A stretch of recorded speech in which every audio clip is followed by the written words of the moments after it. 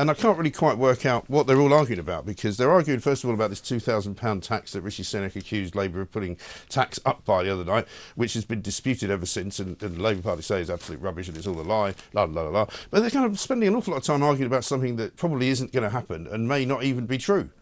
You're entirely right. The Conservative Party, I think because this has worked for the Conservative Party before, there have been previous elections, I think in the 80s and the 90s, where the Conservatives, like 1992, I think they had Labour's tax bombshell, where they did put out these stories saying, Labour's going to tax you loads. And the public at the time, or enough of them anyway, kind of thought, oh, maybe that's a problem, I'm not going to vote Labour this time around. They're trying the same trick again. This time it isn't going to work, because Labour's been crystal clear for years now, I mean 2, 3, 4 years, that it isn't going to put up taxes on working people. It's going to raise VAT on private schools. So if you send your kids to private school, that will be paid either by you, or actually it'll be paid by the institution, so your fees may go up. Everybody in the country, Labour is not going to put your taxes up, because taxes are already at a 70-year high because of choices that Rishi Sunak made as Prime Minister and Chancellor. Between 92 and now is that in 92 the Tories weren't actually taxing everybody as much as they are now. So the fact is that now, because taxes are so high, you can't really get any more taxes in there, can you? You can't. I mean, Labour is very clear, there's no room for I'm sure they'd like to put taxes up. Well, the problem they're going to have, and whoever wins the election, it looks like it's going to have, is that there's a massive need in the public sector, because at the same time the Conservatives have put up taxes to the highest level since 1948, they've been underfunding public services for 14 years, so everything, including the NHS, is in a part. Well, they haven't been underfunding the NHS, though, have they? The NHS has been getting bucket loads more money. I mean, that's the thing. They're claiming they've been underfunded, but actually they have underfunded it massively. In pre-1997. Whatever government, since its inception, put up NHS spending by about 2% a year.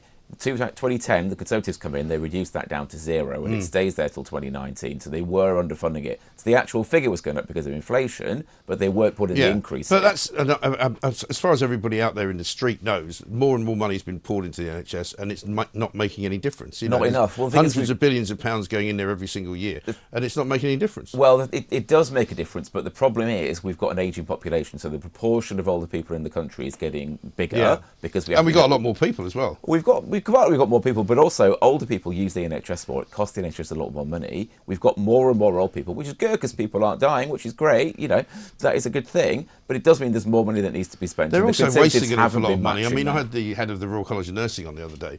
We were talking about whether or not there was an emergency in the health service, and I started asking her about all the jobs that are not actually medical jobs, and she actually defended them. And I said, wouldn't you rather some of the money was going into create more jobs for nurses? She said, oh no, we're very happy to have lots of diversity coordinators and net zero coordinators, because they're all very necessary. And you kind of go, well, if the Royal College of Nursing say that, what chance have we got? And that's the problem. They do waste a lot of money. They clearly do need people, like managers organising the diaries and organising the buildings. Yeah, but they don't need 50% of the staff being managers, do they? Let's face it. No, I mean, it's not for me to say how the NHS should be run. I don't have that kind of professional background. But I mean, Wes Streeting, I wish we could find somebody that did, because they don't know how to run it either. Well, I mean, Labour's health secretary, Wes Streeting, who in theory will become a health secretary proper in a month's time, he's been very clear that there needs to be reorganisation, and there needs to be reform. There needs to be reform, absolutely. And there needs to be, a sensible operation of the NHS to make sure that every penny is well spent. Yeah, exactly right. Because we saw another story just this week that 900,000 people last year went private, not because they necessarily could afford to go private, but just because they felt they had to, because they really couldn't wait any longer for the whatever it was that they needed to probably know people. I know people personally who've had paid to go private, either for a test or for the operation itself, because they didn't want to. And a lot of them are paying for themselves. They haven't got insurance or anything. No, they haven't. I know. I mean, that is quite a lot of people. Obviously, there's a whole chunk of other people though who simply cannot afford that, and they're the people whose lives are being ruined through in health. Yeah, absolutely. Over an extended period or permanently. I mean, people are dying, obviously. No, it's a nightmare. Talking of reform, I see that they're only 2 points behind the Tories, which is kind of the big story of the week as well, isn't it? They are. I mean, the caveat obviously being this is one poll, and obviously one poll can be an outlier. So don't go from this thinking that this is the way that it is. This is what one poll is telling us. Yeah, but they haven't jumped from 10 points behind to 2. They've jumped from sort of 5 points behind to 2, haven't they? Yeah, no, so, they have. I mean, it's possible. It's doable. Have, absolutely. I mean, obviously, the Conservative campaign is just going nowhere. They're throwing out all these policy announcements, but it's just because they've failed so demonstrably, and the public know that.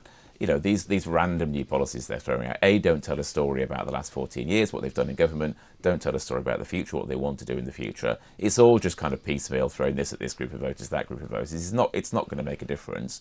Whereas reform are coming up, and I mean, I don't personally like reform. I don't believe in that kind of politics at all, and I don't think they say things that are true to the public very often. A lot of people do, though. They do. I mean, obviously, they do appeal to a cohort of the population. I mean, UKIP, the predecessor party that Nigel Farage had, that never really scored above 15% in the polls. So a poll out But there they did today get 4 showed them million on votes, 17. didn't they? I mean, that's the thing. I mean, they can influence. I mean, the thing about Nigel Farage is that he has, over time, influenced quite a lot of policies that other parties have made, and that's kind of what the strength of his movement has always been. I mean, his success has been getting the Conservatives to dance to his tune. You know, not actually winning elections. I mean, UKIP only ever won one MP, I mean, very briefly, but he has forced the Conservatives to dance to his tune for quite a long time now. The Conservatives 10 years ago would have done much better just to say, no, Nigel, we are not your kind of party, we're going to stay on the centre ground. Then they'd have a better chance of winning now, instead of which they ran off in Nigel's far-right direction. But they won a massive election in 2019 on the basis of getting out of the European Union. They did, but also, let's be fair, that was a much more successful campaign. Also on levelling up. No, but also it was a much more successful campaign than anything they'd done when Cameron came in. I mean, he got a much better majority. I do agree with you. I mean, 2019 was a well-run campaign. They probably did want to get Brexit done. It was bored of talking about it. Levelling up was a great set of pledges. If they'd fulfilled those, they'd be in a much stronger position now. They've squandered it, no question. They've absolutely squandered it. But also, don't forget Jeremy Corbyn. The public did not want to vote for that guy. No. Maybe they do this time around, though, because he's obviously, not running as a Labour Party candidate. He's running as an independent. Also, the other kind of interesting the tale of the tape from some of the polls this morning, the majority of people opposing lowering the voting age to 16. I saw that story in the Daily Mail. They've done a huge poll on a whole bunch of stuff, but a lot of people are very uncomfortable about that, aren't they? Are Labour going to still push for that, do you think? I was quite... Well, I mean, Keir Starmer and Labour Party, they've committed to it, so I'd be surprised if they uncommitted, certainly on the basis of, of this one poll. But I was surprised, actually, at the level of opposition. It's only 30-something% of people are in favour. Obviously, the vast majority of 18 to 24-year-olds are in favour, but certainly when you get to 65+, people just don't, they're really not in favour at all. Right. I have to say, I mean, I think I am broadly speaking in favour, but I do think if you're going to do that, you have to increase political education in school from the age of 12 upwards, so that 16-year-olds know what they're voting for. Because right now, I just don't My think that is the understanding case. of what 18-year-olds do is that about half of 18-year-olds don't even bother to vote, even though they can. So there's a great belief as well, I think, from people that if you gave 16-year-olds a vote, an awful lot of them wouldn't even bother to use it. Well, I think that, to be honest, is one argument to do this, because if they're voting when they're still at school, they can get teachers not telling them how to vote, but at least explaining the voting process, explaining, different political parties and what it all means. Right. So you might I'm not sure I trust the teaching unions to teach the kids of this world how to vote, though. Do you imagine how that could go wrong? Well, I mean, they're running political education anyway, though I don't think there's enough of that in schools. I do think there needs to be more, genuinely. Obviously, from a neutral standpoint, teachers not need to be saying, well, I'm going to vote this way, I'm going to vote that way, Right, and don't say, look, if your parents read the Daily Mail, just don't speak to them. Just stop talking to them altogether. The Welsh First Minister's in a bit of a bad place, isn't he? He's in the papers today in tears after he got a vote of no confidence passed in. He's only been there a couple of months. He's only been there a couple of months. This is not a great start to his premiership in Wales, or indeed maybe an end. I mean, who knows? So, I mean, the situation with this is that Welsh members of the Senate they've got half of them. They got 30 out of the 60. Right.